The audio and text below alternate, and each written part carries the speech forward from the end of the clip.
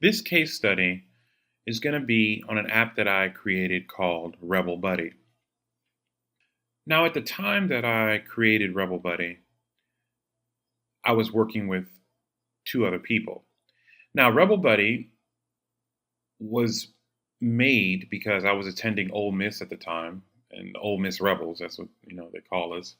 And I wanted an app where, for your average student, they had all the information that they needed. Now, this was around 2011 when I was working on Rebel Buddy, or 2010. Yeah, anyway. So I think I started in 2010, and then the end of 2010, and then continued into 2011. But, it would pull in all the events from the school. It would have a schedule of the bus routes. It would have just important dates like, when the semester starts, ends, holidays, all that kind of stuff. So basically, all the information you needed as an Ole Miss Rebel right there at your fingertips. And I still think it was a good idea. But when I was working on it, well, I had to teach myself how to code in Android at Java at the time anyway. So I was learning on the fly. But once the app was done, I realized I had never thought about. I mean, there was nothing else like it, but I didn't really think like, once it's built, how do I reach these people? I mean, besides, handing out flyers. And then another problem was that because I only learned how to do Android on a college campus, a lot of people use iPhones.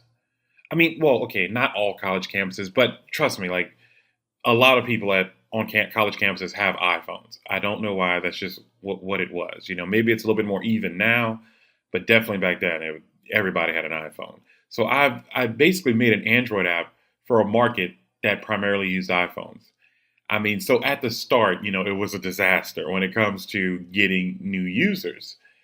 And the other problem that I had was I was starting this app business with two other people. So that means once the profits rolled in, if any, I'd have to split it three ways. And so the way that I decided to monetize Rebel Buddy was that it was free with ads. And I learned a harsh lesson. Ads don't pay that much unless you have millions of users actively engaged. Ads just don't pay that much. So, I mean, we're talking peanuts here. And I want to say it took me a month to learn how to create an Android app from scratch. And then it took a couple more months to figure everything out and put everything together because I was doing everything for the first time. And also because Android phones came after iPhones, the material to learn how to do Android apps was very basic at the time, and everything was very hard to do on Android. It was very difficult. On iPhone, I mean, they literally hold your hand like a baby, and when it comes to coding. And now even with Swift, I mean, it's just like come here and make money. But Android was never like that. Everything has always been harder than it has to be. But I'm stubborn, so I kept going. And so once the app was done, and my way to promote it was to hand out flyers on campus. So me and my business partners handed out 5,000 flyers. The result of all that, we got 1,000 people to download the app. 1,000. Now, you're not going to make money with a free app and 1,000 people. It's just not gonna. You're not gonna make anything significant. So in hindsight, I would say I should have researched the market. The market is in the market of people who are going to buy my stuff. Um, and I should have known before I built the app that most people on campus had iPhones. So that way I would have at least been able to, because I mean, the success of that app would have been enormous if we would have launched with an iPhone app based on our demographic. But because I was new to it, I didn't know, like I said, we put so many resources and time into that app. I'm talking about meetings on Sundays where we would meet for 2 to 3 hours discussing strategies and where we were. It was all the things that you shouldn't do when you're trying to be successful with apps. It's all that business fluff crap that you don't need. We need to get to the nucleus of the issue. And Rebel Buddy, I guess the one positive thing, it showed me how to go from idea to product.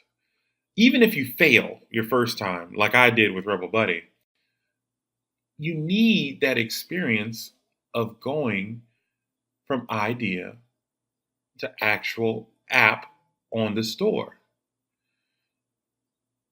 because you learn so much. The other thing that I learned with Rebel Buddy was that when you have business partners, what can happen is that everybody talks about, okay, we're going to do this, and he's going to do that, and she's going to do this. And then when it comes down to the actual work, you might find yourself doing everything that matters in the business. And that's where I found myself. You know, one of the partners said he would help with the coding, but then he got a job, and then all of a sudden he didn't have time to code.